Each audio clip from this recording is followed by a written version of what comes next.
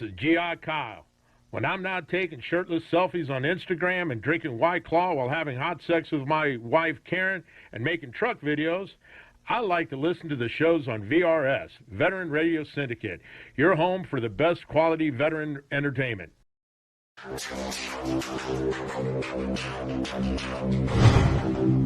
The recognized symbol of excellence in online entertainment.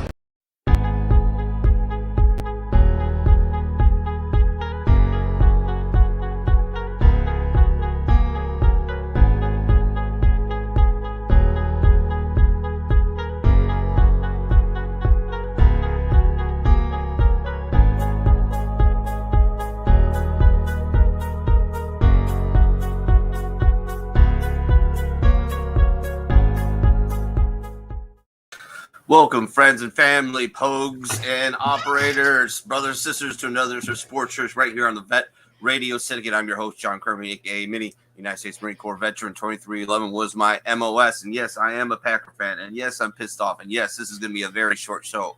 So strap in, get ready. Spirit bosses to join us here for a minute. Pterodactyl's here with us. Pook is somewhere with us, and Pops will be here any moment. So, like Pterodactyl's driving, so that's fun. What's going on, man? How you doing? So I am driving right now. My wife had to work today, so I will probably keep my mic muted for the most part until I talk on stuff. But that's right. So once I get home, I will get set up on the computer. But Gotcha. What's up, Pook? How you doing, man? Good. What's up with the mohawk? Nothing, man. It's just called receding hairline, brother. No. You've seen my dad, right? Okay, bro. What's going on, Mr. Pardos? You know, the Antichrist lost today, and I'm very happy about that. I'm sure you are. So I got to tell you this. All right. So let me tell you when my start of the hatred for Tom Brady began. In 1999, I got tickets to go see Michigan play Ohio State at the Big House at Ann Arbor. Not only did we drive up there and have to witness him beat Ohio State 24-17. On the way back, I had a flat tire and it took me like an hour to change because the Michigan roads are like driving in Beirut. So since then, I could even cheer for Tom Brady if he wasn't from Michigan. So this is the first year in 12. You know, this is the first time in 12 years that Aaron Rodgers and Tom Brady are there's not going to be in an NFC championship game. Yeah. It's kind of good. This is the passing of the torch. It's good stuff. I appreciate that. You know, and today, I got to tell you something else that happened today.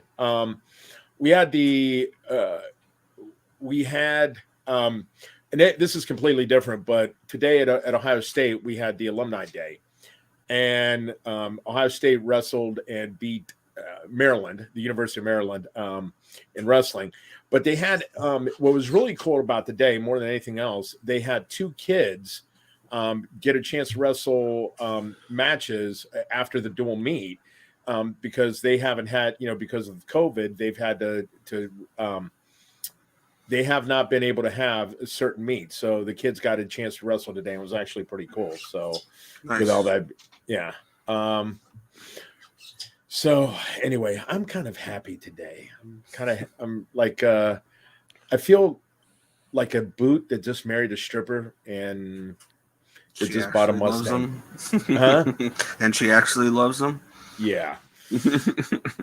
So I think, man, I don't know. It's last night just shot everything, and I'm just over Matt LaFleur. I mean, congratulations. You've gone 13-3. You got nothing to show for it 3 years in a row. Time to move the fuck on. Who knows if Aaron Rodgers is going to be there, and it's like it's turning a corner and hitting a semi as a fan because I've been so fucking spoiled over the last. Well, when did Favre come in? 92? 94. 94? I think. It was like 92, 93. But anyways, think about that. I want to say one thing about 20 years of being spoiled. One thing about Favre. I want to say something about, and this is, I made a post about this earlier. So Joe Burrow was a quarterback at Ohio State, and he transferred from Ohio State to LSU. Everybody knows, he won a national championship at LSU. But I think the transfer portal from what's becoming college sports is one of the best things ever. Troy Aikman played at football at Oklahoma and would have been the starter had he not went to UCLA. And Brett Favre started his career in Atlanta behind Chris Miller.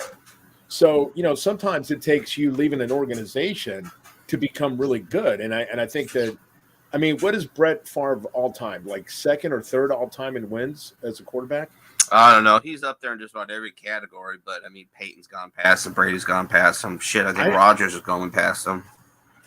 Yeah, but I think I think that's a good thing, and I think that as sports, sports becomes more and more, competitive. I think that's right. The other thing is, I got to tell you something. I don't know if you guys have covered this, but I know Pook has. Me and Pook had this conversation. I think what's going to change college sports in the next couple of years is going to be the NILs. And I think that that's going to change the way that teams are going to approach, both players, positions, money, and the fact is that you have so many kids sitting out of the bowl games because they don't want to get hurt and they want to get drafted. It's going to be a very interesting next couple of years in college sports. And, there's something to that, but there's also, look at who's the kid from Georgia? What's his name? I don't. It escapes me. Anyways, he had one of the most amazing college football championships ever. He's coming back. Right? Why? I have no idea. But he's as high as he's gonna high. You can win 2 national championships, but how much does that improve your draft standing over winning 1? What, now you're gonna go 1? You're guaranteed 1. What, they're gonna draft you before the draft? It doesn't make much sense to me, Well, here's the thing. Maybe let's argue about that.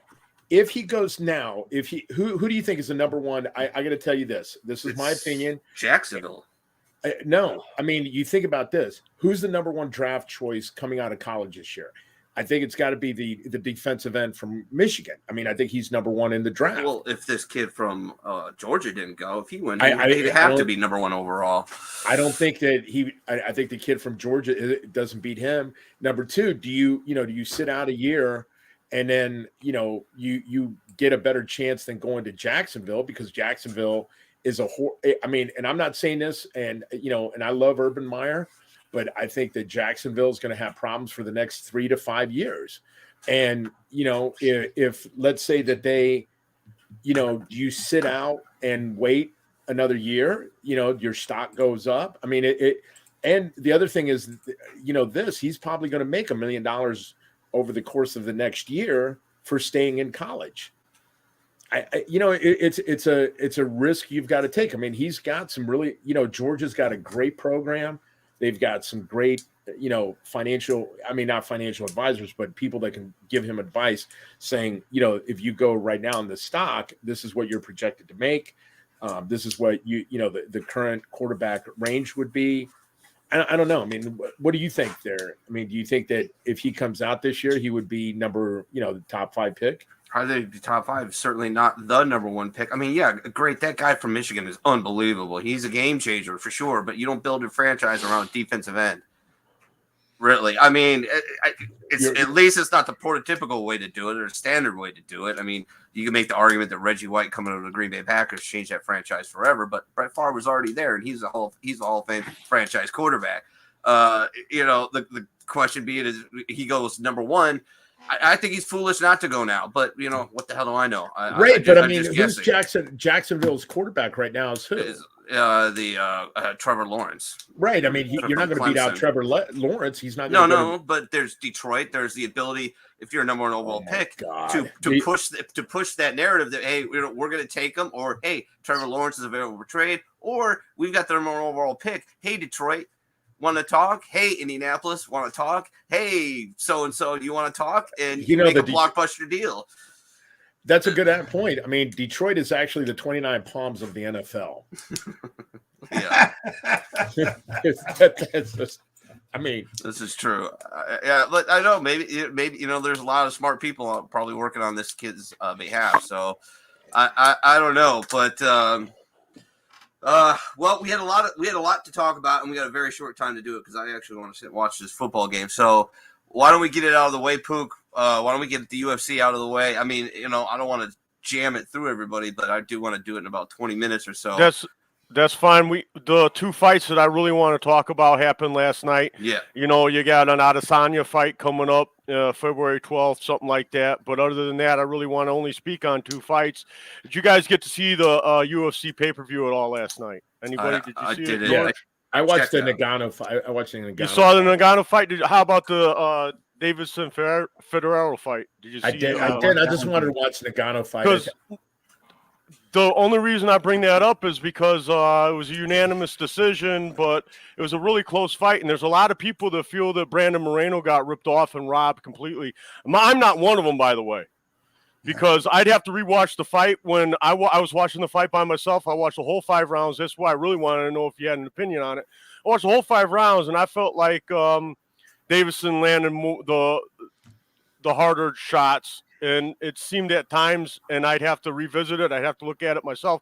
It seemed at times he also had produced more volume, So maybe not. Maybe I'm full of crap. A lot of people are screaming robbery. I want to watch that fight one more time to see if I'm not full of crap myself, because oftentimes I can be, I don't know where I would have got a bias towards Figueiredo, though. I don't know. I thought I was sitting there watching it somewhat sober, but what'd you feel about that Francis Ngannou fight? How'd you feel about that one, George? It went the way I thought it would go, but I mean, here's the thing that surprised me. Ngannou wrestled a lot more than I was expecting him to. I thought he was going to throw more punches, but he decided to wrestle him, on a unanimous decision. He rode him a lot more than I thought he would. I thought it was going to be more stand-up, and it wasn't, and that surprised me. I tell you, the one thing that surprised me more than anything else, too, is his paid. I'm going to tell you this. I think that might be the last Ngannou fight in the UFC for a while. I think he's going to wind up leaving the UFC because, Dana not putting the belt on him, and number 2, he only made $600,000 or $650,000. I don't know what the exact number was, but Stipe made $3 million, and I think that's going to hurt. I think he's going to wind up taking a match in boxing, or he's going to leave.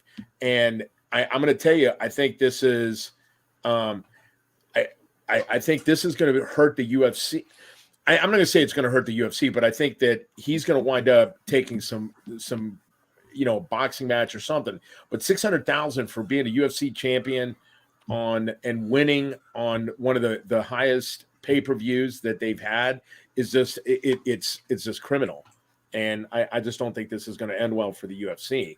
And then what do you do? What do you do next? There's something between him and Dana White that is just got this whole thing out ridiculous. I mean, you even look at the press conference after the fight. Ngannou did an awesome job with the press conference. The fact is, Pops, I think they signed him because what happened is he won by attrition. Do you remember, we talked about this one time, and I think that Pops made a valid point, and so did Minnie. Remember in Days of Thunder when he said, "I'm not going faster, they're going slower"? Do you remember that in Days of Thunder when sometimes you win a race just by staying you win a race just by being consistent? Ngannou won the belt by staying in the division when other people left. And so he won, and he won the division, or he won the championship because he stayed in the division when others left and lost. So I think now they signed him cheap. And the way that it played out, they got him for very cheap money. And now they're not going to negotiate with him because they're like, well, you know, it's not. It's 600,000 for the fight. Stipe was at $3 million. What do you do? And I think, I mean, he basically said at the press conference that this is his last fight with UFC. yeah, and I think that he's going to got go. a year left on his contract, and he says, "I'm not going to fight anymore." This whole thing really boils down to Dana White and Dana White using his Dana White privilege. Yeah, you know, throughout this. Well, it's not just that; it's that, you know, you got to remember that when the UFC went public, they have to make money, and the people that are, there's just no name. There's nobody in the UFC right now that's a big draw. Who's the biggest draw in the UFC? I mean, you think about it. Who's the Conor biggest? Still? Yeah, but Conor hasn't won a fight in Conor sucks. But he hasn't won a fight in 4 years. And on any I can't wait for him to fight somebody formidable again, so I can just freaking whatever it is, make Minnie wear a Cubs hat or whatever silly bet it is. I can't wait. Can't wait for the next Conor fight. I hope he fights someone decent. They're talking about Diaz again. I don't know. He's a Cubs fan, so wearing a Cubs hat won't be a big deal for him. Yeah.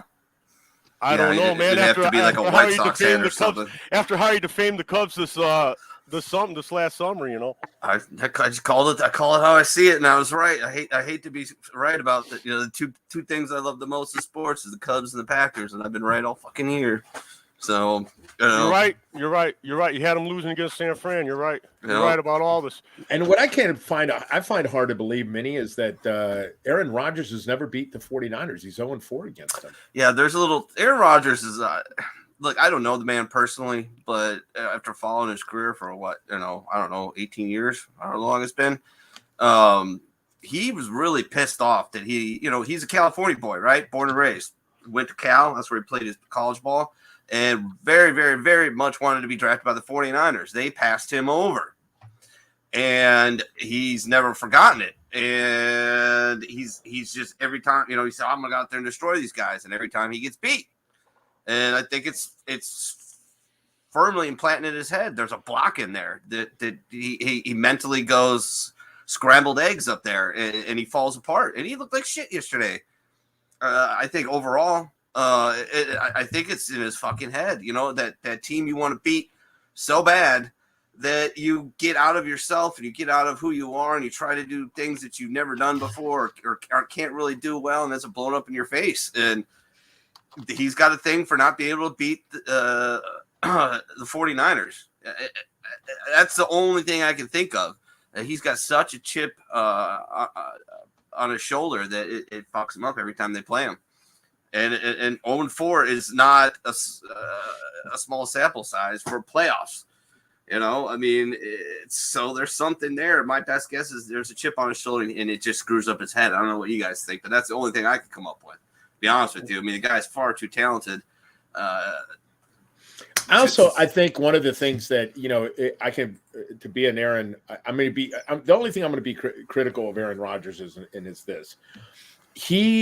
One of the things that I've seen is he protects a lot of his stats, so he doesn't take certain risks when it comes to the ball, and I think that is one of the things in big games you have to.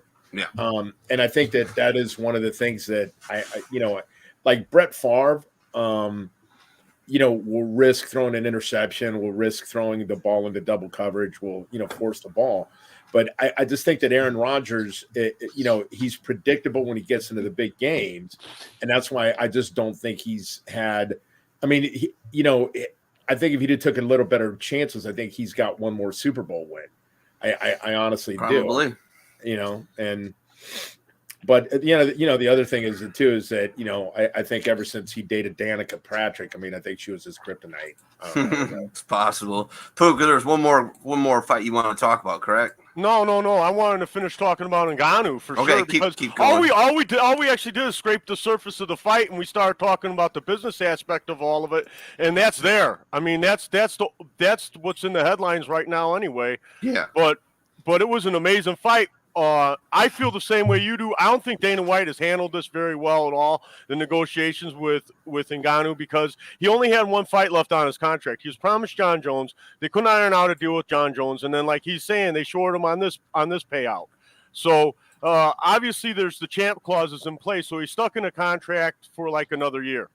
So maybe maybe they kiss and make up, maybe they fight, maybe they don't. However long it is, I don't know how long it is. George might know how long it is. How long you stuck in after you win as a champion? If it was your last fight on the contract, I think it's 6. I think it's 180 days. I think it's 180 days because I think that after the 180 days, they have. I think there's some kind of clause. But again, Ngannou had to borrow money. This is the thing, and going back to Ngannou. And this happened with, and I'm going to say this, and this is coming from Mark Coleman and Randy Couture and some other people. Mark had to borrow money to run his camp when he fought. There's more than one. When he fought in the UFC, he had to borrow money to fight, to run his camp. And Ngannou had to borrow money to run his fight camp because you got to bring in a Thai coach, you got to bring in a wrestling coach, you got to bring in a jiu-jitsu coach. You got to bring in, and he doesn't have to worry about it, but like some of the other fighters had to bring in like Mike Dulce to make weight. You got to bring in these coaches, and the coaches are expensive. They're not cheap. So you bring in the coaches, and you've got to pay them up front. Most coaches aren't going to wait until you've got to cover their expenses, their lodging, and the like. And Ngannou had to borrow money to do that, and then he only makes $600,000. Now, the other thing is on the luxury tax, because he's going to, the luxury tax, he's paying, I think 18% or 22% of his purse, so $120,000 goes right to taxes, right? And so he's not walking out of there with a lot of money when it's all said and done. Now, when you got to pay everything, like you talk about expenses, there's a lot of expenses. Like you bring in a guy to spar with you. Well, you're going to have to take care of him. You're going to have to take care of him. That all costs money too. Like there's a lot of expenses. These fighters incur all kinds of expenses. And there's a very top heavy. The top, you make the money at the top, and they should have renegotiated something with him. He probably would have fought 3 times. They all probably would have made money.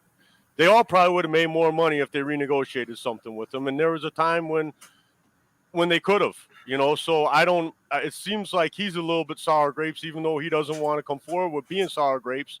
He wants to, you could see it. He's trying to be gracious, trying to be a nice guy about it, but he was upset, he's upset about the process with Dana White, and Dana White's so upset about it that he don't even show up.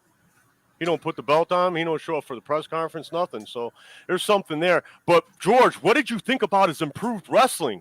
What did you think about that jiu-jitsu? I got to tell you, that was the most – that was the thing that was impressive to me because I thought he was going to do – I thought he was going to maul and brawl. I thought he was going to do a Cerrone, or I thought he was going to just stand up and maul and brawl. And he decided to go to the ground, wrestle him, control the mat, not take as many shots as when I'm saying shots, he took all his shots were calculated. He didn't do anything reckless, and I think he did everything he was supposed to do because and here's the other thing, he came in at a good weight. I thought he was I thought he was going to be he came in a little lighter than what I expected him to, and I think he did everything right, and I got to give him credit. I think he's going to wind up going into another. I think he's going to wind up having a boxing match, or I think he's going to go to another. He's going to do something else, but I think it's going to be a long time before you see him in the UFC ever again. Well, you're probably right. He's saying he needs knee surgery though before he fights again. Yep. Ouch. Yep. That's 9 months. Yeah. Probably, right? Hey, what did you think of that Kevin Randleman slam that he had? What did you think of that? Where he dropped that it's guy. wrestling. It's wrestling. That's pretty good wrestling. Hey, put it up for us.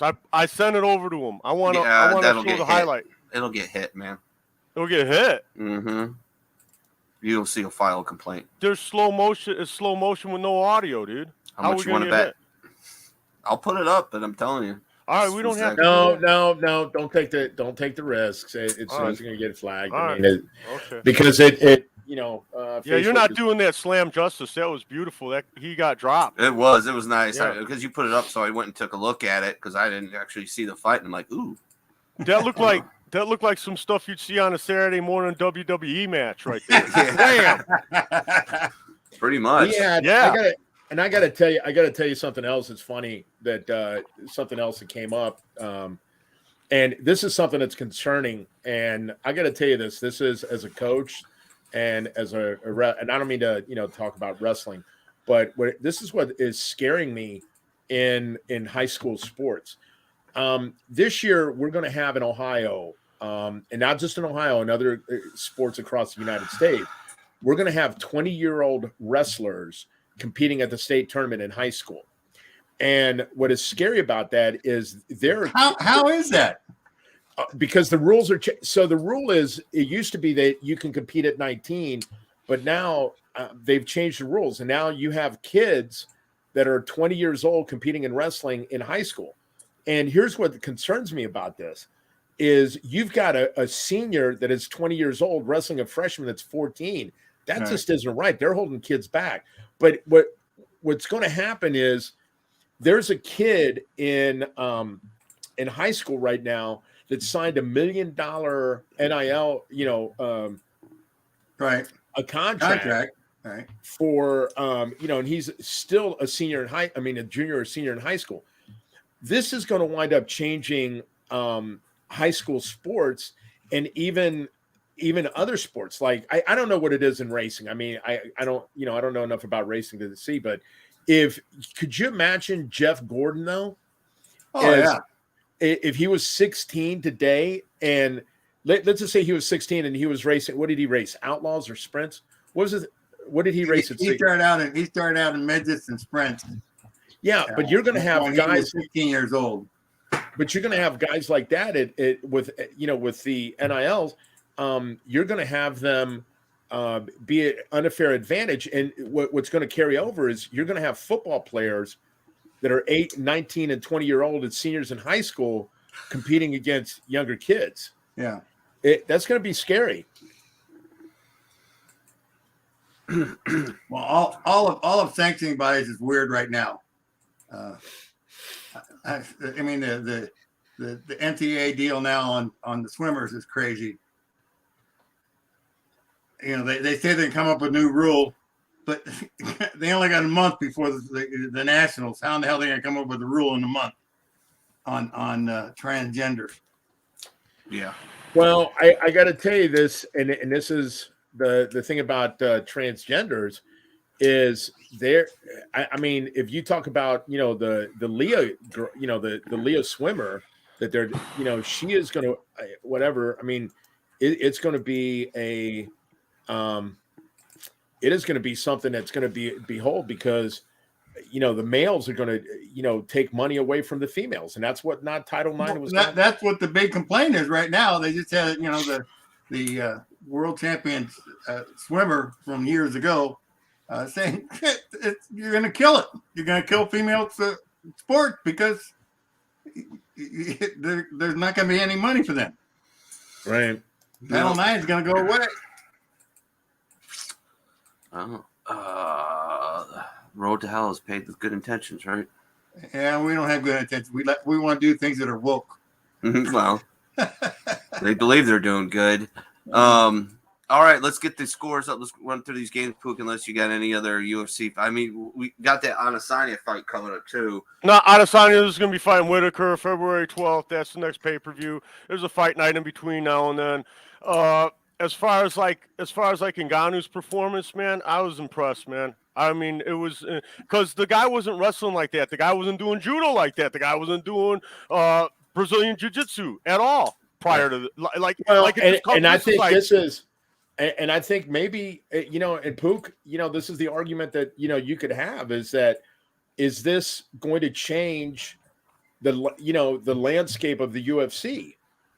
I mean, you think about this for a second, and there are fights that changed. There are fights that changed the UFC forever. I think the very first fight that changed the UFC had to be the Severn Gracie fight. That fight changed the UFC. That changed what the UFC became. Then one of the other things was the Chuck Liddell fight, and I think that this fight is going to wind up taking a hit. It is going to make the UFC a little bit less palpable, but you know what though, UFC fans are like, I don't know, I can't even describe them.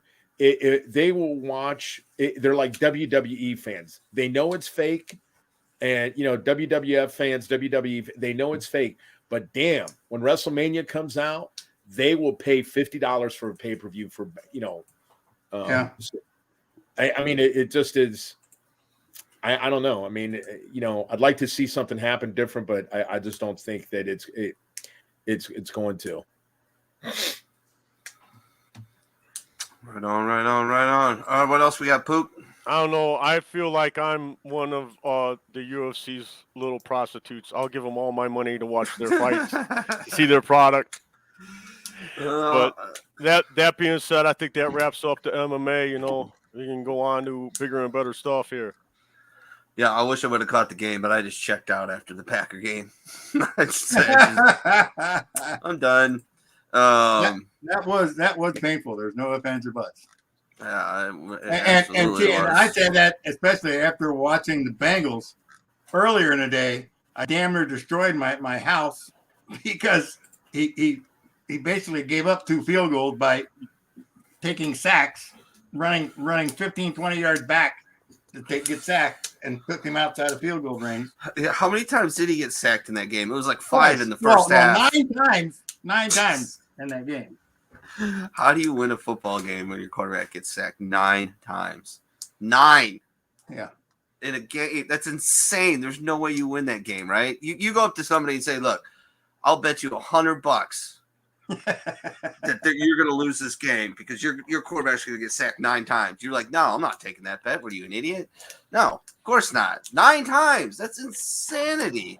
How is Joe Burrow? Well, because he's like 24, 25 years old. That's how he gets up in the morning. But Jesus. I mean, yeah, to go to it. I mean, Bengals going to see the number 1 seeded Titans. Both number 1 seeds after the bye lost. That is just nuts. Bengals just squeaking in there. I mean, they won their division, but a much maligned AFC North. I think it's the powerhouse that was a couple years ago. This is the first playoff game they won in 30 years on the road. You got to hand it. You got to hand it to the youngster, sir. Oh yeah, he's the real deal. Got to hand it to him. Absolutely. I've never seen a Bengals team perform like this. Not even with the Red Rocket aboard. The Red Rifle. What's his name? The Red Rifle. Yeah, I think it was a Red Rocket or Red Rocket something. I don't know. Ginger. Yeah. I gotta tell you, I mean, so okay, Minnie, I don't know who, as long as the Antichrist is not in the Super Bowl, I'm fine. But I mean that's I'm kind of cheering for Joe Burrow because he did go to Ohio State. But who do you with the teams that are left, who do you got winning the Super Bowl? God, I don't know now. Everything's up in the air. Yeah, really. I mean, San Francisco is going to go to LA, right? So, Oh boy, the NFL is super happy about that. I mean, LA's got probably the best chance. Yeah, LA. They got the best wide receiver in the league. LA, yeah, by far. LA. Stafford finally has a shot. What would have happened if this happened for Barry Sanders, baby boy? You know what I'm saying? This is something else. Look at Stafford's record. The Summit has got unbelievable records in the league, even playing in Detroit. Yeah. I mean, outrageous. The most most wins. I can't remember. I'll have to look him up. But he's got a page full of NFL records. Yeah, I don't know, man. It's hard. I'm flipping back and forth between. I'm pretty sure that LA is going to do it. I'm ready to lay my money down in LA. Yeah. But the AFC, I mean, hate to disappoint Bengals fans. I know that Joe Burrow said, I'm tired of this underdog stuff. We're a really good team. Well, you're a really good team with one of the worst offensive lines I've ever seen in my entire life. Yeah, exactly. So good luck with that in the AFC Championship game. I'd like to see a stat how teams do to beat Brady in the playoffs. I don't. Well, it's funny. Like I was watching the end of the game, they made a stat that all 3 games this year between LA and Tampa Bay have been a walk-off field goal. So they weren't blowouts, but I don't see San Francisco beating. I don't know, man. I don't know. But the Packers losing, it screwed everything up for me in the NFC because I thought they were going all the way. I mean, I was really worried about the matchup with San Francisco. And I thought there was a chance they could lose. Did you ever watch the game, Minnie? Oh, yeah. I'd like to see a Rams. I tell you, with the teams that are left, I wouldn't mind seeing a Rams-Bengals Super Bowl. I think it'd be cool. I think a lot of people would, but I think, I'm discounting the Bengals, but I think it's whoever comes out of this Buffalo Bill, Buffalo Bill, Kansas City game right now, which is come here, you big dope. Come on. They say hi. 7-7. Ah, God. So I don't know, man. I don't know, but I think whoever comes out of this is the AFC. I didn't think the Packers were going to lose. I didn't think the Bengals were going to win.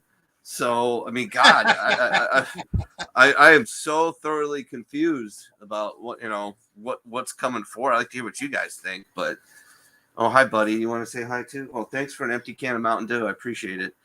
I just have a one-track mind, as far as this is concerned. I'm only concerned with the NFC because it's going to be the Rams. They're doing it.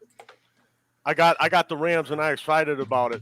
Yeah, you think they're so frustrated. I had Stafford all year, and he didn't do shit for me all year. And now, oh well. But you think you think it's going to be the Rams against who? The Chiefs? Whoever comes out of the Bills and Chiefs game, more than likely. Go get Mama. Man, you're gonna count the Bengals out like that. Man, and it's weird. You can't get stacked 9 times and win, and they did win. But holy crap, I just look at KC and Buffalo, and I'm like, but they did beat the number 1 seeds. Everything's just it's opposite day in the NFL or opposite weekend because both number 1. When's the last time both number 1 seeds lost in the divisional round of the playoffs? Anybody know? I don't remember it ever happening. I'm sure Mahomes it did. Mahomes just threw a knuckleball for a touchdown. Of course. That's the third time he's a knuckleball too. I mean, it was going all kinds of directions. That's the third time he's done this pass today. It actually hit. Oh wow, he actually hit a guy in the face mask. That's pretty bad. I think you should probably catch that if it hits you in the freaking helmet. Yeah, man. I don't know, guys. Like, Richie said, don't sleep on the 49ers. I mean, good point. You sound like a fan, dude. I don't know, man. You sound like a fan. A fan of who?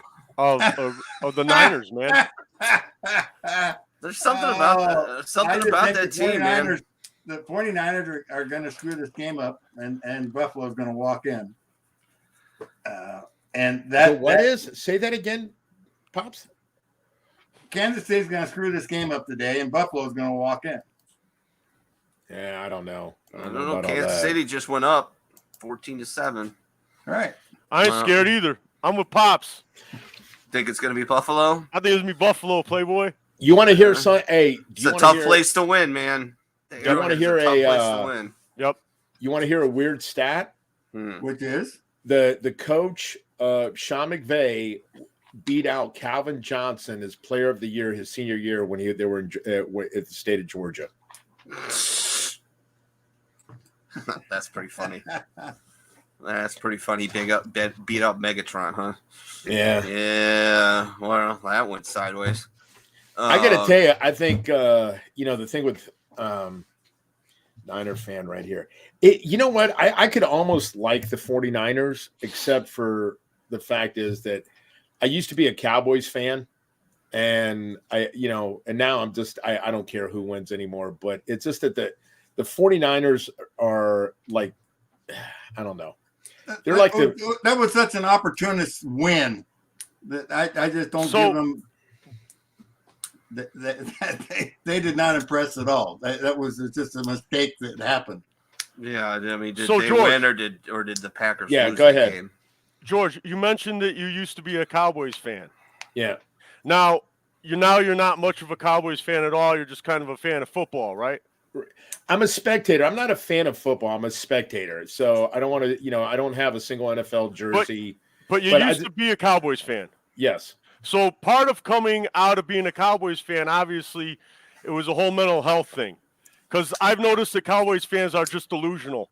They think no matter how bad the team is, they think they're so great. And they think they're going to make the Super Bowl every freaking year. No, they don't.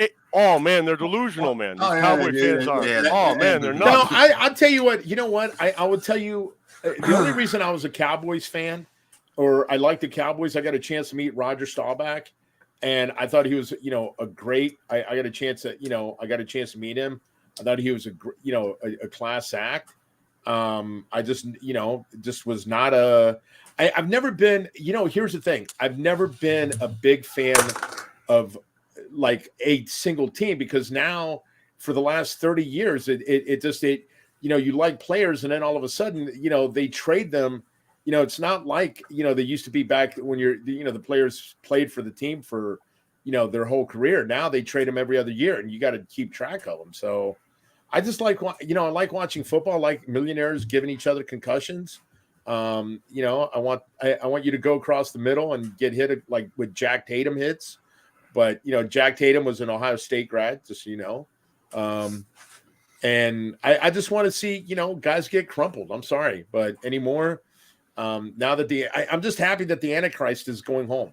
So Me too, Well, George. speaking Me of that, too. moving on. And to the next game. I got reasons for not liking that guy. But you go ahead. We all know him. Yeah, I know, because a pound of air allows you to drop 45 points on No, somebody. this dude, he gets away with murder every time. Don't tell me, man. So did Michael Jordan. Yeah, the equipment manager gets fired. So does disgrace. Michael Jordan. So does Michael The guy Jordan. gets away with murder all the way around. He calls his own flags. He's out there on the field throwing his Oh own my flags. God. So does every other he throws his own superstar. Can we flag. move on with the show? I I'd never seen Ben Roethlisberger get the benefit of the doubt once. Did Minnie just leave? Did Minnie leave because of me? no. Okay, I'm just checking because I thought I was just gonna say I never seen him give Cam Newton those flags, even when Cam Newton was a star. Gene, this is for Gene. Listen, I coached at Ohio State. I wrestled at Ohio State. We had our alumni thing today. I'm not just an Ohio State fan. I hate Michigan. And it's not that it's Michigan in itself, it's their fans. And the only fans that are worse than Michigan fans, the two teams that I've been to games, Penn State has the worst fans in college football. The worst. The only team that is worse than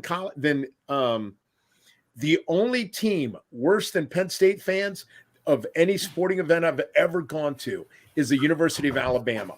Those are the worst fans ever.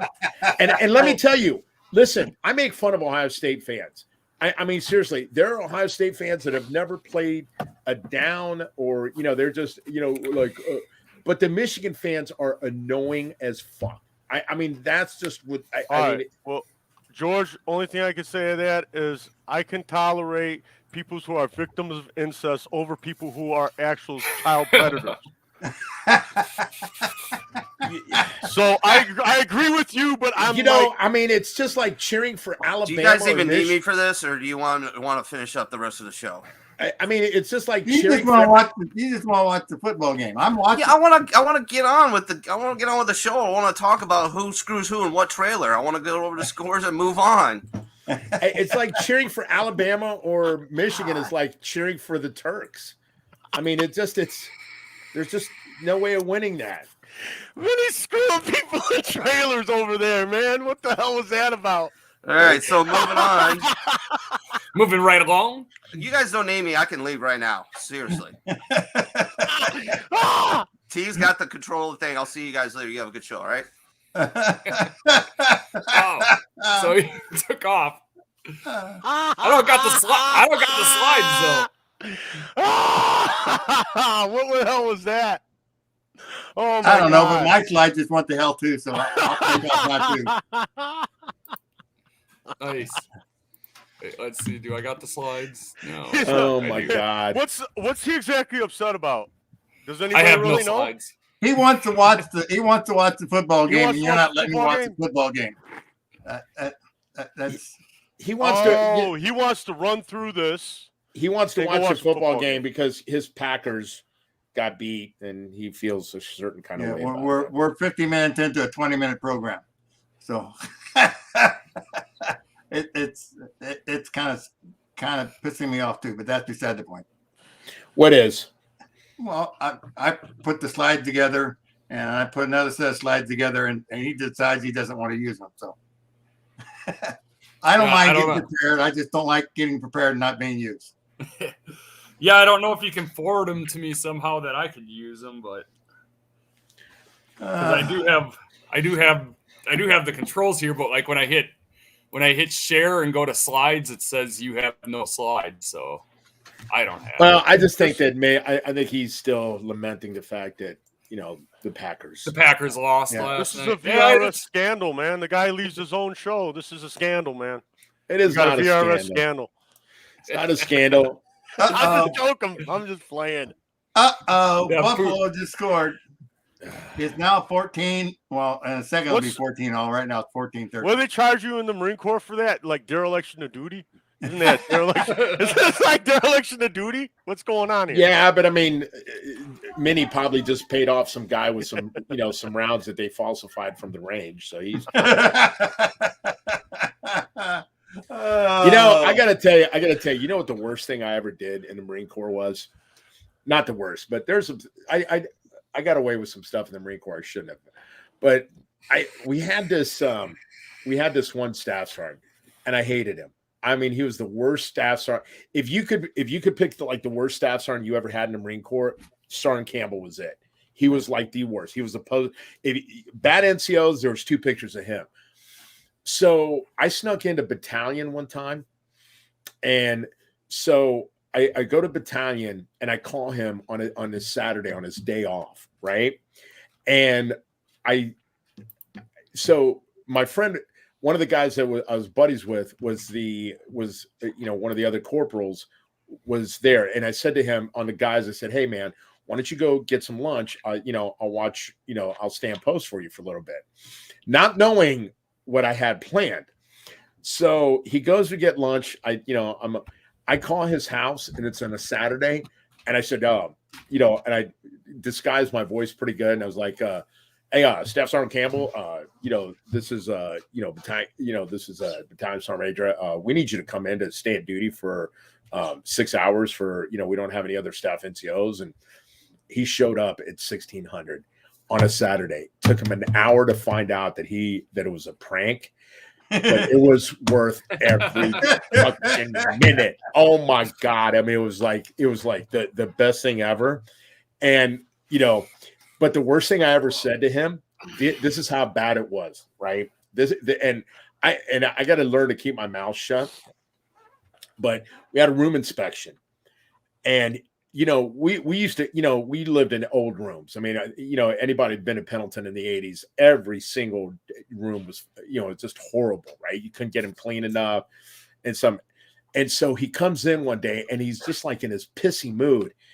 And I say to him, and, he's, like going through the wall locker, the back, underneath the, sink and in the bathrooms. And I was like, he was bitching about everything. And I said, Staff Sergeant Campbell, just because your wife is fucking somebody else does not mean you've got to be mad at all of us, right?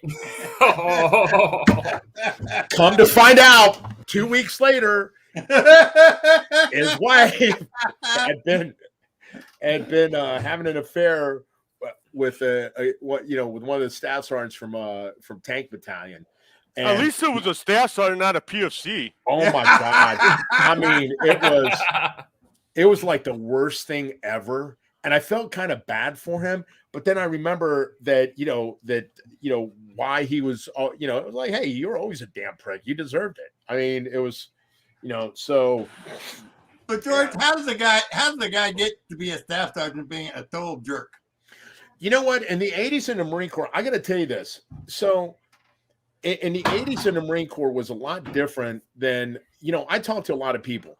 The worst time I think the worst time in the Marine Corps, bar none, had to been from of any Marines I've ever talked to, any era. The worst time to ever been in the Marine Corps was from 1976 to 1981. Those 5 years were absolutely the worst to be in the Marine Corps. It was, after, when Jimmy Carter was president. That was the drawdown years? Yeah, it was the drawdown years. They didn't have a mission. But but here's the thing: in the 80s, you started having piss tests. I think it was 1982 was the first time they used to have you had a piss test in the military. Yeah. So in the 80s, you got to remember from October 1983 to December 1983 to December 1989, there was no cars issued in the Marine Corps, not one. And so there was a period of 6 years where there was no combat, none whatsoever. Yeah. So if you ran one of the guys I wrestled with in the Marine Corps, and I mean, I'm not trying to be funny here, but he shot 300 and ran a first class PFT for not 300. He ran a 300 PFT and for 12 times in a row and shot expert every single time. That put him at the top of the cutting scores. So you had guys if you don't have any combat deployments, or if you don't have any the guys that work the system actually do better. And the one thing that they talk about, is that people re-enlist in the Marine Corps at a higher rate during deployment and combat than any other time. So you had guys that just played the system. And like I said, one of the guys I wrestled with, made Sergeant Major, partly because for 12 years in a row, he ran a perfect 300 PFT and, shot expert, and that, and did, 3 correspondence course. So in the 80s it was a much different time. And, you also got to remember from 76 to 81, from 76 to 82, the Marine Corps only had, I think, one combat mission. I don't think it was. And so from, like I said, from 76 till 89, there was very little combat in the Marine Corps. And, people just, it was the bureaucracy. And it was the same thing. There was people that, went. Pook, what year did you go in? What was your first year? 95 February. So you were part of the Clinton drawdown, right? So yeah. They pulled some of my little buddies out and gave them an admin separation for having too many NJP violations. Right. That was a little weird. I mean, it really was. There was probably 3 or 4 of my buddies. One guy actually posted himself up in Oceanside with 6 months to go left on his contract, and pretended to be a Marine as far as his family was concerned, his family and friends back home, until his EAS date, after he was already processed out because of that. And he wasn't really a bad guy, and he probably would have made a really good combat Marine. He just got in a little bit of trouble here and there. That happened twice. That happened to 2 of my buddies. Here's the thing: in the 80s in the Marine Corps, you could pop positive on a piss test and they didn't get rid of you. So, seriously, I don't know what it was in the 90s, but zero tolerance. We were zero tolerance. But as long as you told the people before you, and I got to tell you the funniest piss test I ever took in the Marine Corps. So Friday morning we have a piss test. Everybody lines up and and when they say, they knock on the barracks door, and they have a piss test. I go running out of the door, and I go to to the office. So I'm literally in first in line. I had to shove some people out of the way to get first, because let me tell you, back in that was my last piss test in the fleet before I went to the wrestling team. So I run up there, I'm running, and I used to take the stuff in the 80s called Ultimate Orange. and you guys, I don't know if you're familiar with it, but it was a pre-workout stuff that Herschel Walker used to promote. And so this stuff was liquid. I mean, you mix it up, and it was like it was speed. It was basically just speed. And so I run into there, I get in there, and I take, I get in first in line, and I look at the cup, and it's like fluorescent green, right? Huh. Well, that's not good. And that's like and I mean, and they're like, what the? I told them, it's like, and there was nothing in it that was illegal. There was nothing in it. It was just, they had either ephedrine or something like that. So everybody takes a piss test, and they secure us at like 11 o'clock that day. It was payday weekend, right? And just basically room inspection, get everything done, and so 15th of the month, everybody's going. So Monday morning, they knock on the door again, and I got to give it credit to them. Another piss test. So now everybody that had thought on Friday that was a real piss test had gone out, and we had 4 or 5 guys that tested positive for cocaine. And, and again, I'm running first in line, and I'm like, I'm not doing this twice. And my company gunny goes, Lance Corporal, what the fuck are you taking? And I showed him, and I said, it's this Ultimate Orange stuff.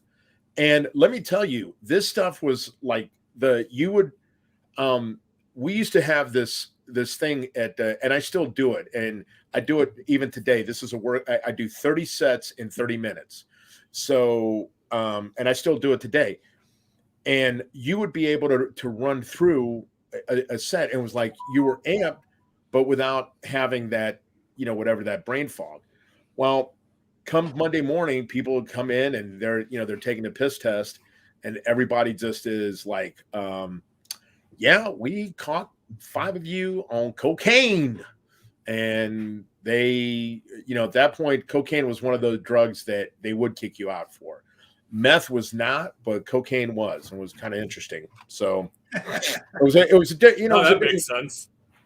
Yeah, I mean, it was a different time back then. And you think about, and you look about with you talk about sports back then, right? I did this post a while back about Joe Namath.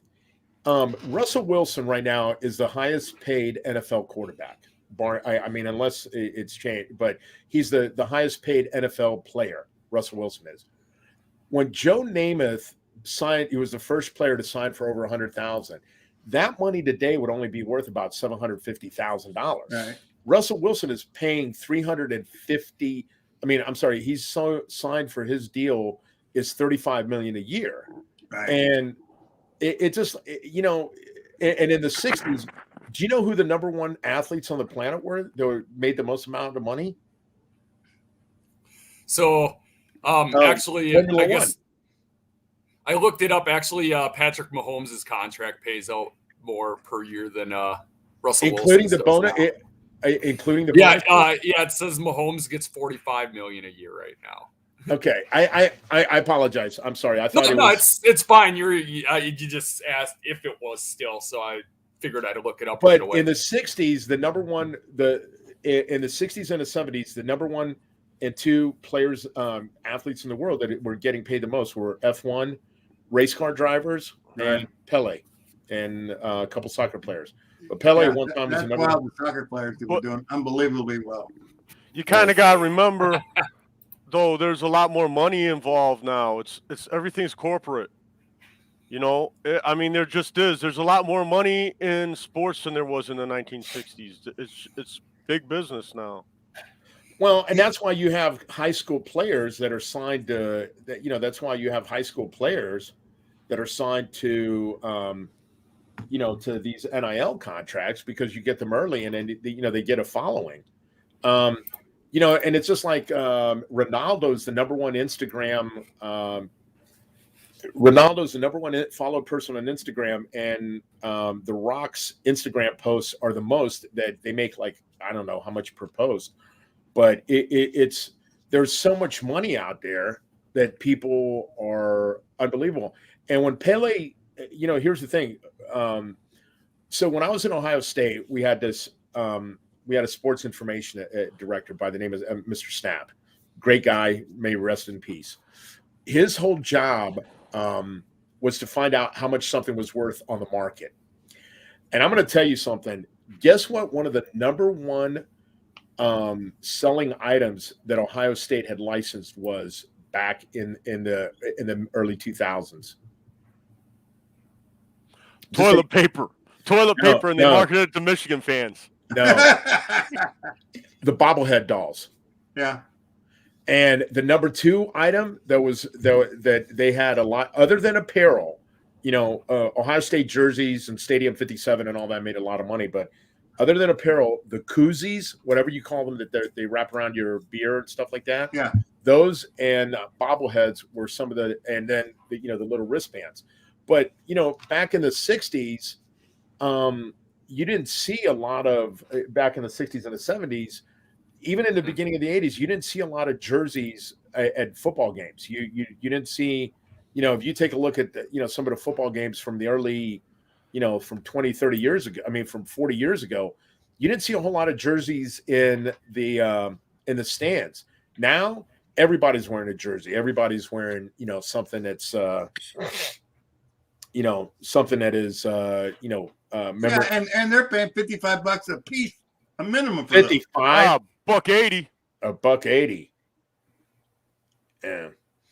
Well, and then here's the other thing is that I remember I used to go down. I'm going to tell you this, and the Bengals have a Bahama Mama. This is I got to tell you this. The Cincinnati Reds and the Bengals are two of the cheapest tickets in football. Yeah. So if you go down to the Cincinnati and go to a football game, or even go to a baseball game, they have a Bahama Mama, which is a hot dog, is like a brat, and I don't know how it's very inexpensive. But today, if you go to a football game, AT&T with Dallas is the most expensive game to go into football. The games are just becoming ridiculous. I remember when I moved to Milwaukee in '76. The old County Stadium. Yep, Old County Stadium.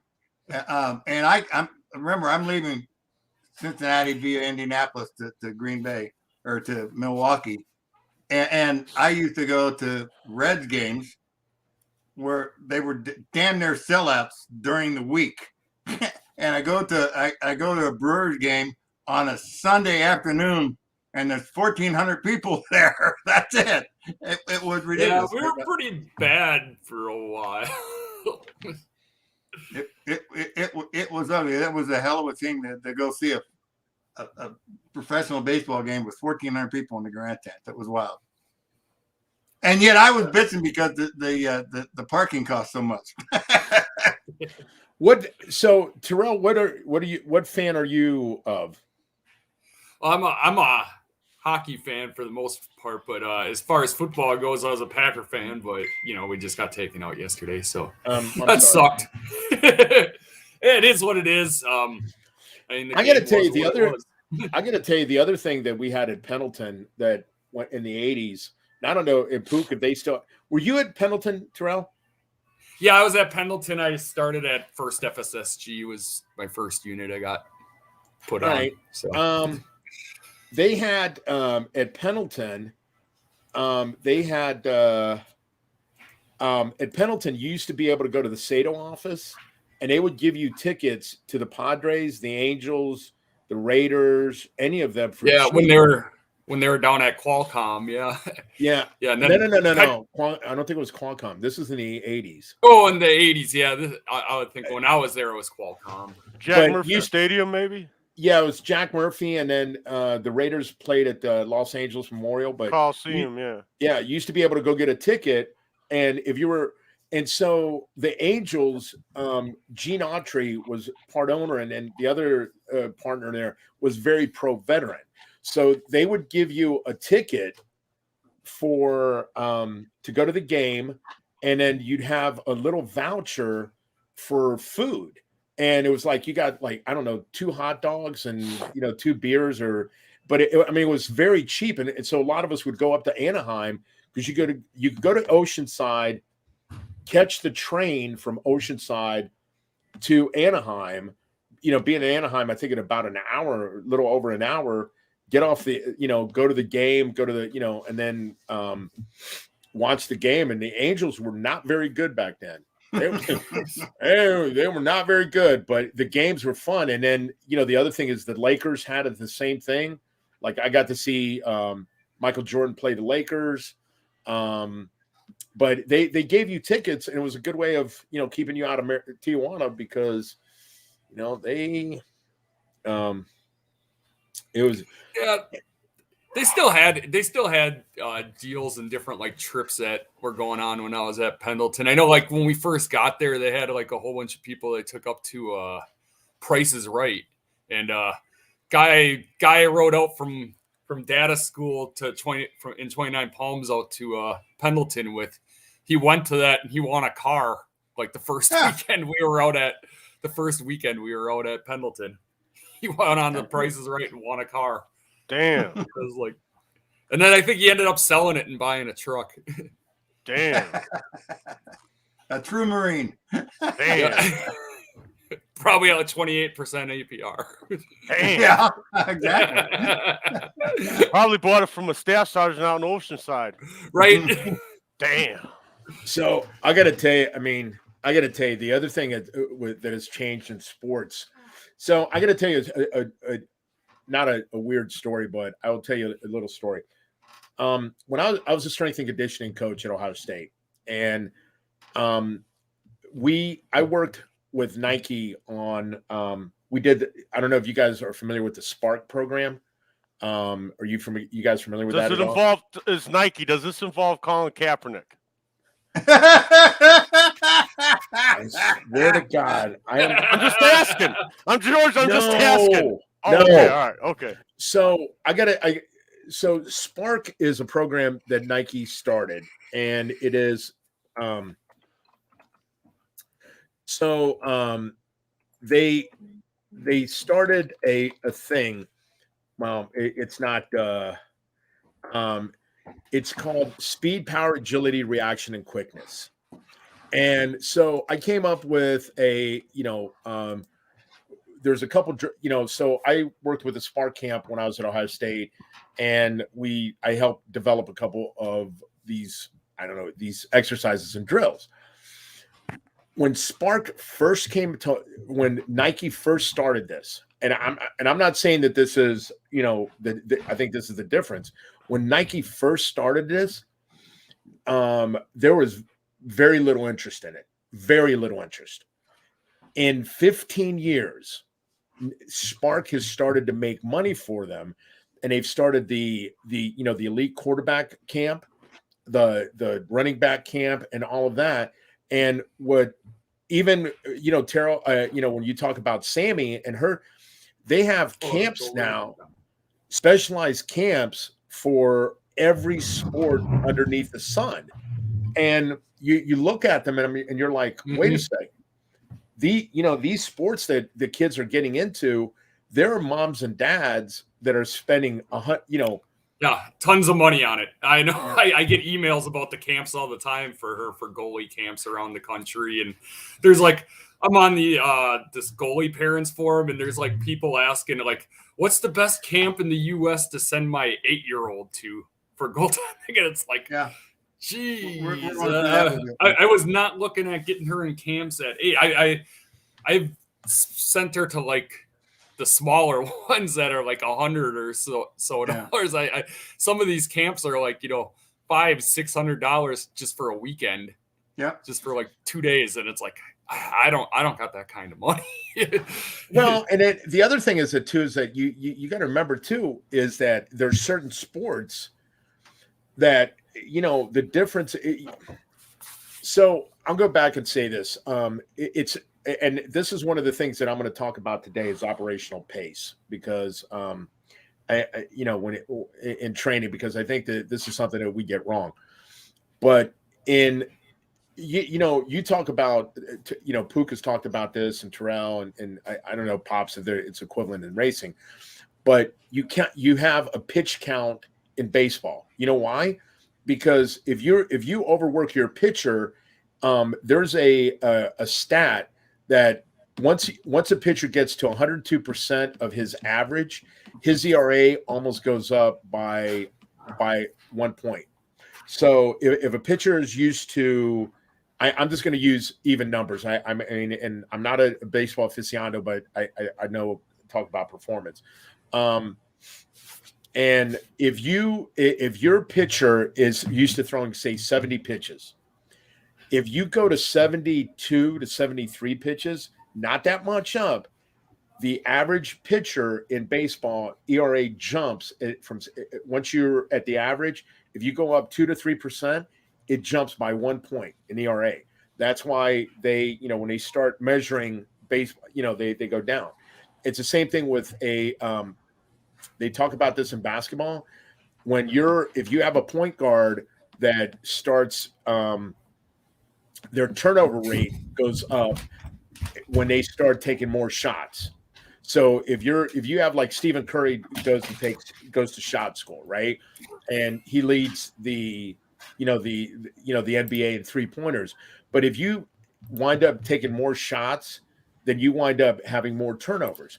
So what's important about that is the fact that if you the one thing that they don't teach in a lot of these sports is how to stay in operational what do you call it? In operational tempo. So real quick, Chris Benoit just sent me this. Hey Scott, apparently call me off of, anytime you want. What is Chris Benoit? He did afford the taxes. He was asking how did my buddy that won that car, how did he afford the taxes on it on PFC salary? Living in the barracks until his wife got out there and eating at the chow hall. I guess. Back then, they used to include the taxes with the prize. That stopped in the mid 80s. This was 2001. So late 2001, early 2002, somewhere in that area. Anyway, so he sent me this. This is off of Antonio Brown's actual page. He put this up today. So I got to put, I can barely read it. Basically, it's him from when he tore his shirt off, holding up a sign that says Bucks eliminated. That's off his page. That's hilarious. Oh my God. It's off of That's funny, dude. Adam Schefter has it. Says, funny. this is real. Antonio Brown, Bucks eliminated. So, I had to put that up there. I got a good laugh out there. Oh, that was classic. Put that up there. Everything seemed to be falling Brady's way for a second there. It seemed like it was going to end up Brady's way, like always.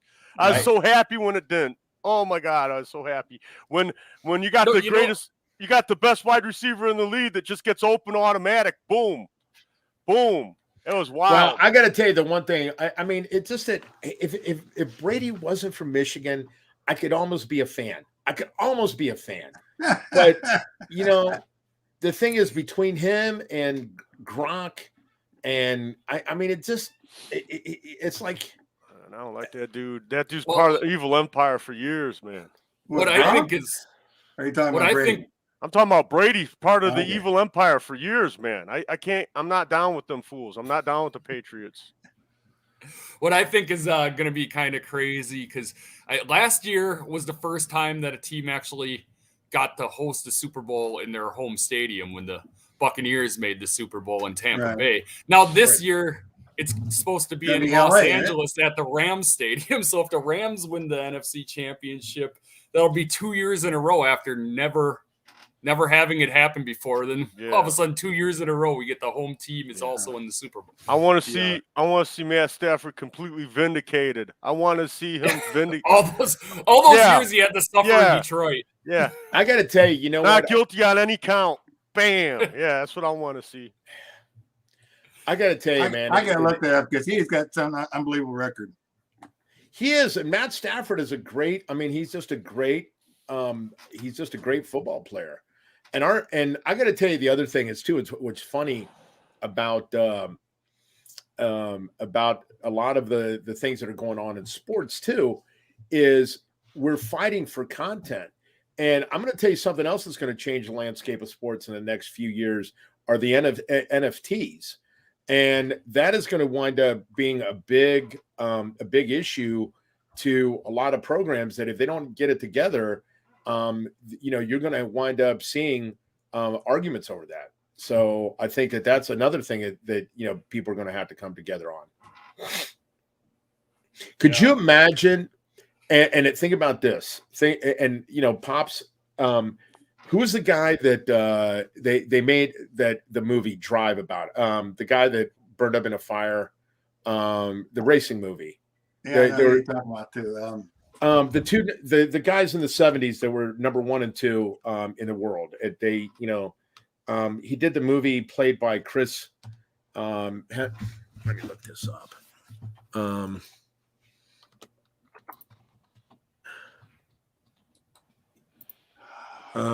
Chris Hemsworth. He played.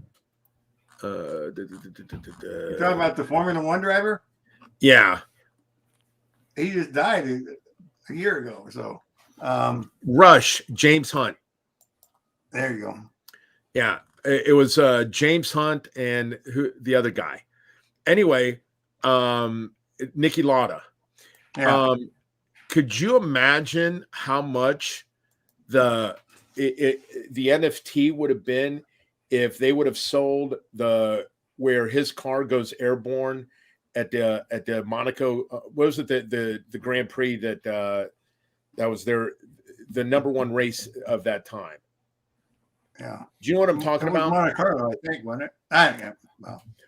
But they're going to wind up, NFTs and NILs are going to change the sporting game for the next few years, and it's going to be interesting to see how it plays out. What's the difference between an NFT and an NFL? NFT is a non-fungible token, so a digital image that you upload. Who owns the digital image? So imagine Dwight Clark's let's be the number one play in the history of the NFL is the Immaculate Conception. That's the number 1 play voted by sports writers and sports fans over the years, is the Immaculate Conception.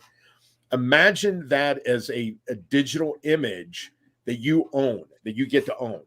Yeah. How much would that be worth to as an NFT? So the NFT is it's a digital token, and Ohio State has even had meetings of now how much would a touchdown catch be worth as a token. So that is going to change sports, because now are you going to have to pay somebody for that? Now the NIL is they're paying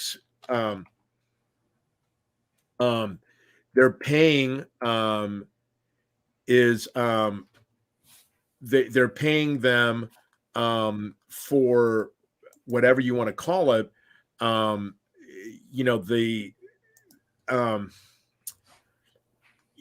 their likeness or image. And that is where what is going to wind up happening is, they can't pay them for, the name, image, likeness is what the NIL stands for. So if, Gable Stevenson right now, I think is one of the top 5 in college sports. He was won the Olympic gold medal in heavyweight, and he wrestles for Minnesota. Mm-hmm. But how much are you willing to pay a player? Here's the other thing. That I'm not a big fan of Deion Sanders. I think he's okay. I think he was great, but he went to Jackson State. They doubled the amount of money that they're making in 1 year since he got there. They went from 16 million to 35 million. Yeah. And that is a lot of money for a little program like that. Yeah. How's he okay? How's he just okay then, George? The guy's amazing. Listen, I don't have to like everybody. I don't even like you. That's you don't have to like. You don't have to like. Me. I mean, you don't have to like me. I like you. We're even. Yeah, I mean, but the issue is the name, image, likeness is it's going to wind up changing college sports because I mean, let's just say that you're a kid coming out of college, high school, and you can go to a program that is going to get you, and like I said, I think he's going to change college sports, and I think that the other thing is in the next 5 years. I think the NCAA is going to have a hard time, staying intact because they're not going to be able to offer. I mean, what is a college program going to need the NCAA for? I mean, to do what? I think you're going to have super conferences, and I think this thing with Cincinnati this year with Luke Fickell being in the playoffs, I think that. They just weren't ready. Neither was Michigan, though. So, I mean, it's the SEC, and I think it's going to wind up leaving. I think eventually you're going to see just, the football teams going non-conference or not even non-conference. They're not even going to care about the NCAA. They're just going to be, a prep program. Yeah. With the name, image, and likeness thing, I was just kind of thinking, how long is it going to be an issue like with the male athletes getting paid more than the female athletes, and that becomes a whole stink too. Because I know, like with the soccer deal, that's going on in courts again. It's been going on in professional sports already, right? But let me argue about this for a second, though. Give you an example. In an average NBA game, I want you to look up how many dunks are in the average NBA game, right? Just look that up. No, I get why the male athletes get paid more. They bring more money. There's not 8 dunks in an average in an NBA game. Look it up. In the history of the WNBA game, there have been 12 dunks. 12 in its history. In 20-some years, they've been 12 dunks. So they average that don't make any sense because there's some good sized ladies that play in the game and can dunk very easily, but they don't. Why? There's not, Pops. There's not that many women that can dunk. Makes the news.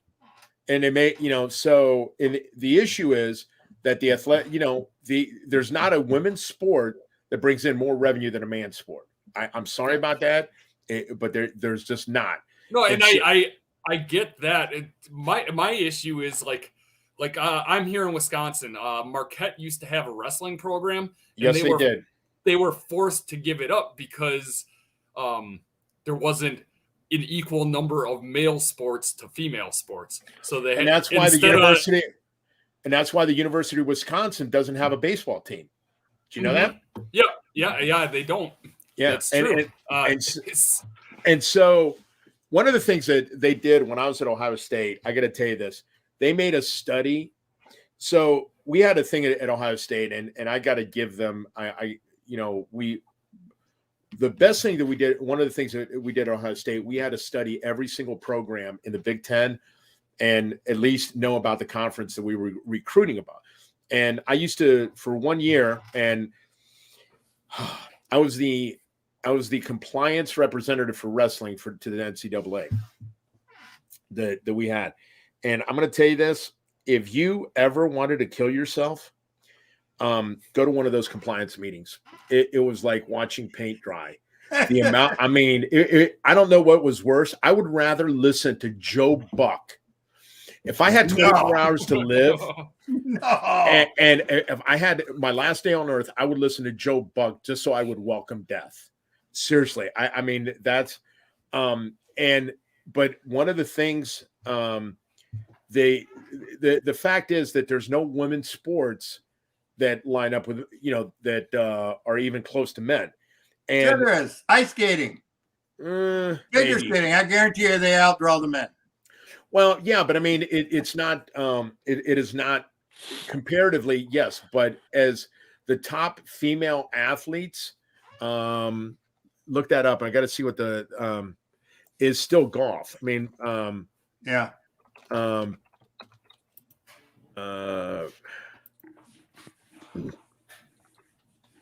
And top the highest paid is Serena Williams and Venus Williams, but Naomi Osaka is the number one is for golf. She's the number one. She's the number one athlete out there that the top earner, and she is tennis player. No, I'm sorry, she's a tennis player. But Serena Williams, Venus Williams, and is that they make them the most. But the problem is with it is that, you know, outside of tennis, you don't have a lot of there's just not as many sports out there that bring in that kind of money. Yeah. But yeah, so my whole question on it was, though, like, you have universities that have already been forced to drop programs in the name of equality. So how is this going to work with paying college athletes, where it's going to become an issue? Oh, there's a gender pay gap in the athletes that are getting paid, even though the programs aren't bringing in anywhere near as much money. And but Scott, as far as the NCAA's concerned, you think gymnastics, Simone Bales makes the most in gymnastics, and you know, but it's endorsement. It's endorsements. Here's the thing: you don't get paid in a lot of the sports. You don't get paid in female sports more so than male sports. You don't get paid for competing in your sport. You get paid for endorsements. The difference is that in certain sports, like Lionel Messi makes for Barcelona makes $130 million. Well, some of it is that they're allowed to pay them, just some mad money. Conor McGregor makes $180 million, but you got to remember that it's not all that endorsement deals are more valuable than the actual than what you get paid to play. The problem is with female sports is that they just do not draw it. Now the World Cup for females, they draw very well. Gymnastics at the World Cup, they draw okay, but for most part, female sports just do not draw what men do. And it's very difficult out there. I don't know what the solution is. The problem is that you're talking about athleticism. You're talking about, a draw out there. There's no easy solution to how do you fix the pay gaps. And I'm going to tell you, Chris, that Proper 12 sucks. That whiskey is a horrible whiskey. I mean, it's like stuff that you used to buy at the barracks when you didn't, in between paydays. I mean, I think he sold his share in that, actually. So I don't think Conor McGregor actually owns that anymore. I thought he sold it for like a huge profit too. It was like, well, Proper 12 is not $600 million, something like that. I mean, it's not a very good whiskey. I mean, it really isn't. I mean, it's not. It's like ugh. And I've always just heard it was so. I didn't hear that was terrible. I just heard that it was like, no.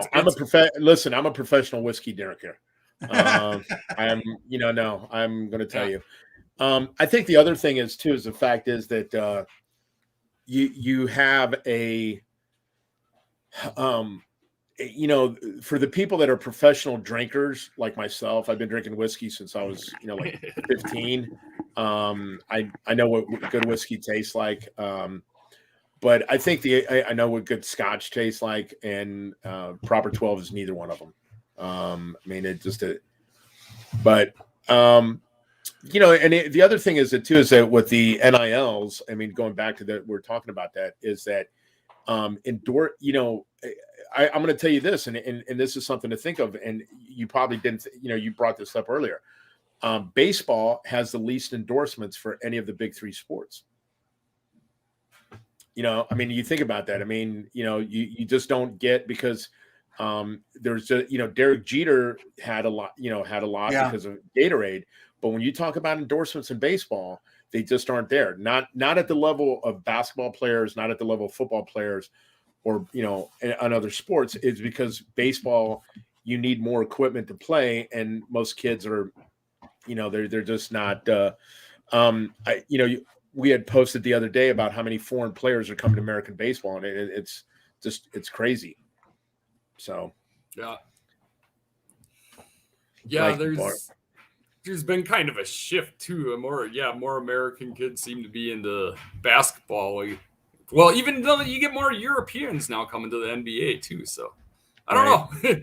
I guess athletics in general. I'll tell you what. I just become more international. I just played basket hoops with some youngsters the other day, and these kids were at the YMCA right here in Northwest Indiana, and these kids were from Brazil. They don't play basketball like us. I know. Now I completely understand why they changed the rules for the NBA, because it's just the way they play. It's just not. They don't even. It's like a no touch thing. They don't even touch. Like I felt like I was manhandling them, and I'm just playing ball. You know what I mean? How tall are you? Hey, Pookie, how tall are you? 6'2". You're not 6'2". How tall do you think I am? 6'3". I thought you were 6'3". Maybe, yeah, maybe. Because you're a little bit taller. I'm 6'1", and I thought you were. Maybe I grew. I kept growing after I got out of the Marines. When I left the Marine Corps, I was 6'1.5". That's no bullshit. I was 23 years old. I hadn't stopped growing. I kept growing after that. So maybe I had a guy challenge me, craps dealer, another craps dealer standing across from me at the craps table, black guy. I thought I was looking up to him. He's like, you're taller than me. Then we bet on it. So maybe he was like, yeah. Furry versus Nagano is not a bad. I'm going to tell you, Scott, that's not the worst thing that you've heard of. I mean, furry. I mean, it would make a lot of money. That would make a lot of it would bring in a big draw. Maybe instead of being a 12 or 14 round, a 12 round fight, maybe have it 8 rounds. Limit 6'4", 355. Who's 6'4", 350? What is that? Who's I'm guessing is that his height and weight? No. Fury's 6'4", 355. No, he's taller than that, man. He's 6'7", man. Yeah, Fury's. Like Tyson Fury's 6'7". 270. He weighed in 273 or 278 for the last fight. So, I think that Nagano, fights him at 8 rounds. Limited. Not I don't know. It'd be a $30 million payday for him. It'd be the best, pay. It'd be Conor versus Mayweather. That's a, you're 350. I like it. I like it. I think Tyson Fury is going to win that fight, but there's a good chance that he could get knocked out, because he could get knocked out at any time. Right. So it's a good fight. I'd like to see it. Oh, I thought he's saying Scott. By the way, Scott is a for you guys that don't know him, Scott's one of my real life buddies. He's a former MP and a former Marine, so he's a good dude. He's here in Columbus, Ohio. So, thank you. He's great. Does he do powerlifting? No. He doesn't. I thought everyone in Columbus, Ohio, did powerlifting. No, that's just the way. I thought you had like girls that were like 14 years old that could like squat like 700 pounds and stuff. No, we had some of them at Westside. There's a girl that was at Westside that was really good about that. But I think that I got to tell you, was she really a girl? Yeah, she was a girl. It was funny that I got to tell you I got to tell you a funny story about. I did my one and only powerlifting meet because I wanted to deadlift 705 in competition, and I did it on my 3rd attempt, and I got it off the ground. It was pretty good. My bench, though, was the worst bench you've ever seen, ever. And so Louis got me into this Inzer bench shirt, right? And I only had about 6 weeks of training in it, and most of it was off a two board, right? And I get to the meet, and so I opened up with 375 and got it up. Then I went to 405 and got it up, and then on the last one I went to 415 because the 405 just felt heavy. So I got to tell you this. Now the Inzer shirts were not like the ones that they have there, where they're but so I get it. I get the weight off the bar. I mean, I get it off the bench and it's coming down. And this is by far the ugliest bench you've ever seen. I mean, it looked like seriously, I was like, one of Jerry's kids. I mean, it was and it was so ugly that one of the guys says to Louis, Louis Simmons, he goes, is that guy special? And he goes, and Louis just says, no, he's a wrestler. And I get it. I pause with it and I'm getting it up. And I mean, it's moving it's just moving so slow. And I finally lock it out and I bench it and, I put it back. And it was like, everybody was just like, everybody was laughing at me. But what was funny is that we had a guy there's a guy that I lifted with by the name of Sonny Kirschner. Sonny had at 100, I think it was 198. He had a 500-pound bench, and his shirt gave him with the bench shirts, a lot of people can gain, 100 pounds. Like Dave Hoff is the number one, one of the number one benchers in the world, and he benches 1,000 pounds. He couldn't do raw 600. Maybe he had a 605 raw without a shirt, but you put on a bench shirt, he adds, 350, 400 pounds to his bench. I mean, it's just, that's what they're designed for. I could not, for the love of Zeus and everything holy. I used to be able to do 405 off a two board. That's a 2 4x4s off your chest. And I could do it without a shirt. I could not bench, with a shirt, no shirt. I just was very horrible at it because I have, 37-inch wingspans, but I could deadlift. And, we were talking about this today. When I was in college, when I was training at Ohio State, I could clean and jerk 315. If I tried that today, I would be in the fetal position.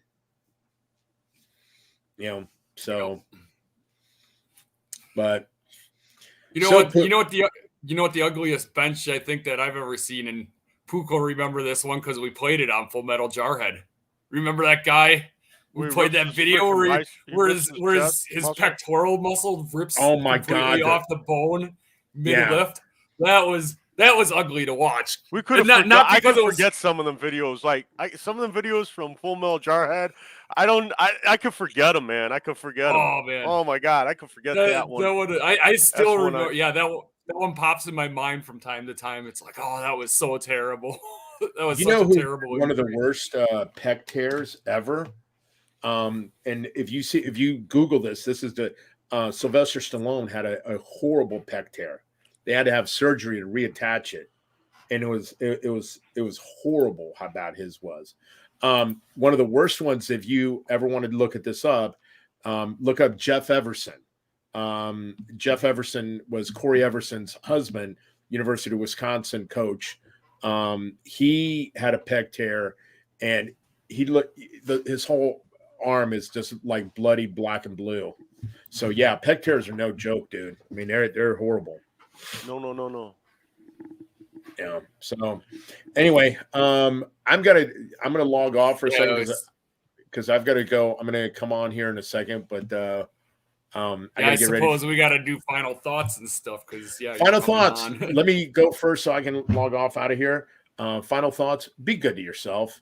Take care of yourself first, and the rest will follow. And and if you're ever in a bar drinking, do not go up to that guy with the cauliflower ear and said, "You know what? That's the guy I want to fight." Guys, have a great night. I'm going to be back on in about 20 minutes. Hey, all right, guys. See you, George. All right. I suppose are we just gonna close up shop right away too, or Might as we well. got 15 minutes. Unless you guys actually wanted to talk about the football games, because we could do that for a little It's while. now But if you want, 23-21. I think you just wrap it up. This up. Let's just wrap this up. We don't have enough time really to dive up. into the football games. So we want to actually talk about sports. No. All right. Well, Pops, you want to go with your final thoughts? Kay, you can appreciate this. Fox Sports has a new announcer in their booth for the first 2 races of the season. Remember, Fox Sports used to have Mike Joy, and let's see, who else do we have?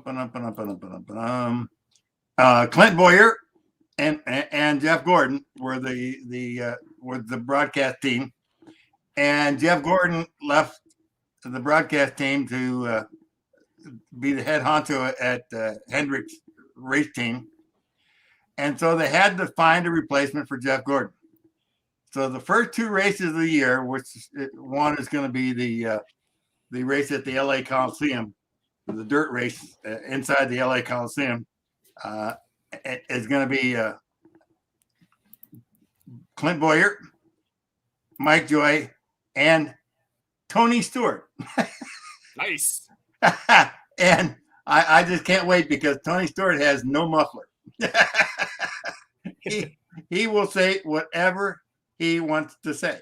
And so it will be interesting to see how that comes up. But it will be fun because he and Boyer have a great relationship. And so it'll be fun to hear them work the dirt track as well as the Daytona 500. So that's going to be fun. So Eugene apparently missed earlier in the show where Minnie got upset and left us in the middle of the show. Maybe she saw the whole thing and then she's pretty much like, is Minnie going to make it? Somebody check on the guy kind of thing, I think, huh? I don't know. But anyway, guys, just, you know, when you got your first car, how you used to take care of it, it was like it's going to be your only car. You got to really do a job. Think about your body the same way. Really take care of it because when you get older, it really, really falls apart. So take care of yourself. Don't do this all silly, stupid stuff we used to do. All right. Pook, you got anything? I'm lining up a video because I do have a hockey story I'll close on, but okay, that sounds great. It's a fan uploaded video, so it shouldn't be anything that'll flag us. It's not something that ESPN would have awesome. I don't know if I would even got flagged for my video because it was like it was off speed, man. The whole show was off speed. Had Ngannou lifting the grain up in the air and slamming them. It was pretty classic. Yeah. I was impressed by his wrestling, man. That was incredible wrestling out of that guy. In the press conference afterwards, he said the first 2 rounds, he was so far off his game he had no idea what was going on. Can you imagine that? Yeah, I mean, he didn't look terrible though. I mean, even for a guy that was completely off his game and had to kind of change it up and change a style that he was fighting with, he didn't look that bad. I mean, he didn't get pounded on. You know that we all know Ciryl Gane was a point fighter, and everyone thought that if this fight lasted long enough, that Ciryl Gane was going to win a decision. Yeah. There was no doubt that they were all saying that's what everyone thought. That's what that's even what the handicappers thought. Because in Vegas, there was you could get Ngannou plus like $135. Shit. Well, that's only because he has a chance of knocking out Gane. That was what everybody thought. And then he came in there and used that judo, that wrestling, that BJJ. Very impressive. That was a fun fight to watch. And that wraps me up. That's my thoughts. Don't play with guns. All right. You ready? Yeah. So I got this video Chris Benoit sent me. So the backstory on this, this is an ECHL game. Jordan Subban, who is the youngest brother out of the Subban brothers. His brother PK and Malcolm Subban are both in the NHL. Basically, at the beginning of the overtime, him and this guy, Jacob Panetta, got into it. Jacob Panetta, as Subban was skating away, called him a monkey, and it started into a, well, you'll see the video.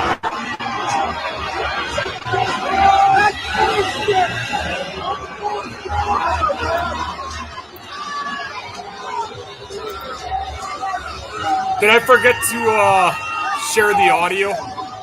I can hear it.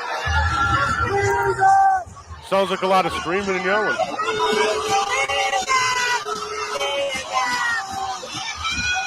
Did you just turn on the ref? Yeah, the ref's got to break this up. Eventually he gets him pinned down.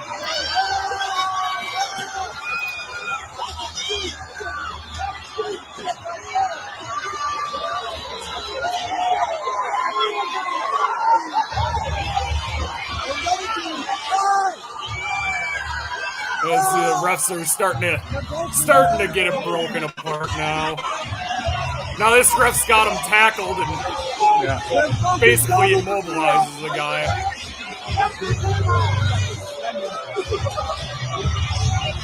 And see, this is why I got out of hockey. I just like they lose control. When this kind of stuff happens, I just blow my whistle and say, clear the ice, bring in the cops. Game's over. So these guys are going to jail. I mean, this is racism and toxic masculinity at its finest here. This is why people don't like hockey.